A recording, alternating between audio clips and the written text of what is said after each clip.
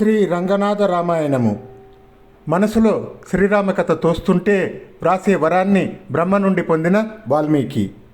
నారదుడు చెప్పిన శ్రీరాముని కథ వినినాక వాల్మీకి అనుష్ఠానం మధ్యాహ్నం పూట చేయుటకు శిష్యుడైన భరద్వాజునితో కలిసి తమసా నదికి పోగా ఆ ఏటి ధరిన క్రౌంచ పక్షుల జంట ప్రేమ పారవశ్యంతో ఉండగా అందులోని క్రౌంచం మగపక్షిని ఒక బోయ చంపగా వాల్మీకి వానిపై కోపంతో, ఓరి నిషాదుడా, ఓరి పాపాత్మ, ఓరి ఆ క్రౌంచ పక్షులు నీకేమి ఎగ్గు చేసినాయి? అవి ఒకటిని ఒకటి పెనవేసుకునే సమయాన అందులో ఒకదాన్ని ఎందుకోసం చంపావు?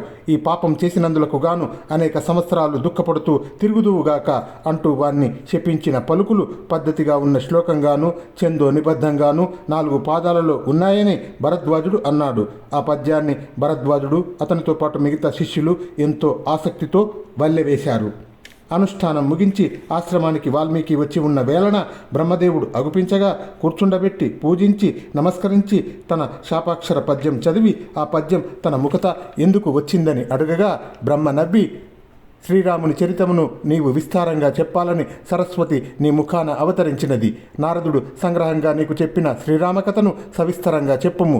ఆ కథ నీ మదిలో తోచుచుండగా చెప్పెదవు అని వరమిచ్చి సారస గర్భుడకు బ్రహ్మ వెళ్ళిపోగా వాల్మీకి నిర్మల ధ్యానం వహించాడు.